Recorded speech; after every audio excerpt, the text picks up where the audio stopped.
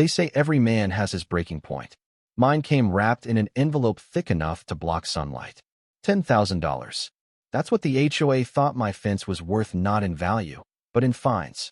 10 grand for a line of post and wire I installed myself, by hand, on my own land, just to keep my steers from turning my new neighbor's garden into a salad bar. It wasn't pretty. It wasn't meant to be. It was functional, legal, and sturdy enough to stop a charging bull, because one time, one of my boys got curious and nibbled on her award-winning roses. Once is enough. So I built the fence, got the permits, followed every code in the book. But according to the president of our HOA, a woman named Corinne Halberd with a penchant for oversized sunglasses and invisible crowns, it violated something called visual tranquility. She said the glint off the wire disrupted the harmony of the neighborhood. Never mind that my ranch has been here for over a century, long before Corinne and her faux Tuscan villa rolled in with garden gnomes and patio fountains. According to her, my fence offended the aesthetic spirit of the cul-de-sac. And just like that, I became the villain of a place I called home. I tried to reason with them. I emailed her. I included photos, documents, maps, even the county permit numbers. 3 days later, I got a one-line reply. Your fence does not align with our community's values. Please remove it by Friday or face penalties. And that's when I realized this wasn't about a fence. This was war. And I don't lose wars on my land. I asked to speak at the next board meeting. I stood in that cold, joyless community room under buzzing lights and laid out everything: the legality, the livestock safety rules, the aerial photos proving the fence was entirely on my property. Corinne sat there like she was presiding over a trial at Versailles, ringing a tiny bell every time someone raised their voice. When I finished, she gave me a smile so thin it could slice paper. It's not about legality, she said. It's about community standards. Vote went 4-1.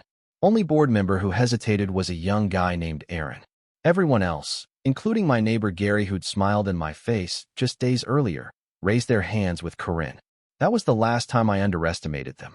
That night, I sat on my porch with a glass of bourbon, watching the moonlight fall across my pasture.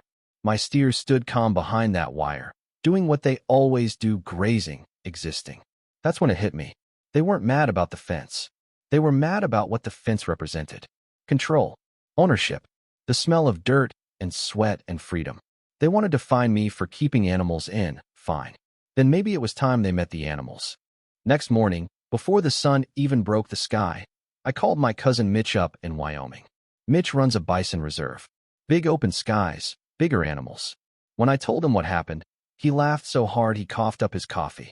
You want some buffalo? He said. I'll send you the gentlest 3 we got. Like giant shaggy cats. I didn't jump in blind. I hit the books. For 3 weeks, I became a scholar of agricultural law. I knew zoning laws, fencing regs, livestock guidelines better than most lawyers by the end of it. I filed everything. Permits, inspections, insurance. I talked to every relevant office from the AG Extension to the State Wildlife Board. And when it was all locked and legal, Mitch's trailer rolled in just after dawn. Dakota was the first off. He was massive, a wall of muscle and fur with calm eyes that looked like they remembered the Ice Age. Behind him came 2 smaller females, all 3 fitted with GPS tags, vet certificates, and enough feed to survive a winter. I reinforced the fence with steel braces, set up warning signs, and installed solar-powered motion sensors that pinged my phone if anything moved within 5 feet. I didn't announce anything. I just let the bison graze. It took less than a day. Corinne rolled up with 2 board members in tow, dressed like she was going to tennis practice in Monaco. Her jaw dropped. Dakota raised his head, chewed thoughtfully, and stared her down. She demanded I remove the animals. I said they were fully permitted. She called animal control. I handed her their number and reminded her they'd been notified already. I thought that might be the end of it. But people like Corinne don't accept defeat, they plot. A few weeks of tense silence followed. Then one morning, I found flyers taped to every stop sign and mailbox in the neighborhood. Emergency HOA Town Hall. Topic: the danger of unregulated wildlife. The meeting? Scheduled at the park gazebo right across from my pasture. I should have seen it coming. The morning of the meeting, the sky was heavy with storm clouds.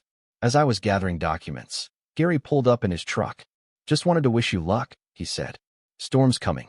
Let me check your west gate real quick. I thanked him, distracted. That was my mistake. The town hall was a circus. Corinne gave a fire and brimstone speech about public safety, property values, stampedes. Then she turned the mic over to me. I stood, calm and steady, and explained everything: the laws, the permits, the history of the land. I even told them about the 1921 agricultural covenant I found in county records, proving my land was exempt from newer restrictions. Then my phone buzzed. Security alert. Westgate. My stomach dropped. I opened the feed. The Bison were restless. Dakota was ramming the gate. I looked up, eyes scanning the crowd. Lightning flashed, and I caught Gary's face. He wasn't concerned. He was smiling. I ran. I cleared the gazebo fence and sprinted across the grass. The gate was cracked. The latch had been tampered with. I threw myself against it, straining to hold it shut as Dakota pushed from the other side. Rain started falling. I screamed for help. Aaron was the first to reach me. Then another neighbor. Then one more. A ragtag team of soaked, muddy neighbors holding back 6,000 pounds of muscle and fear. We held. The storm broke just as the sheriffs arrived. Corinne was shrieking at them to arrest me. But Sheriff Daniels listened. And when I showed him the footage of Gary sabotaging the gate, his whole face changed. They arrested Gary first. Corinne went next, screaming about bylaws and her family name. Turns out, she was the great-granddaughter of a man who once owned my land before he lost it in a bad investment and the farm was sold off. Her fight wasn't about fences or animals. It was about legacy, about control. But she lost that fight a century ago. I just happened to be the one who reminded her. The HOA held a meeting a week later. This time, Aaron stood at the head. They voted to remove Corinne and Gary permanently. Then they handed me a check repayment for damages, legal fees, and harassment. But Aaron didn't stop there. He asked me to help rewrite the bylaws, to include protections for agricultural properties. I said yes. Months passed. Dakota and his herd became local celebrities. Families came by to see them. I partnered with the AG office to offer weekend tours, taught kids about native wildlife. A school asked for field trips. I started a small business selling bison jerky with another rancher. It wasn't just about revenge anymore. It was about building something real. One morning, I found 2-word spray painted on the fence in black letters: Prairie Justice. My first instinct was to scrub it off. But then I didn't. I carved it in. Now, I sit on my porch with my bourbon and watch Dakota graze. The fence stands strong. The air is quiet. And in that silence, I hear something better than victory. I hear peace. But you tell me, what would you have done in my boots? Was I right to fight back the way I did? Or should I have taken the fence down and walked away? Let me know in the comments. Because some fights aren't just about laws. They're about who gets to define what a community really means.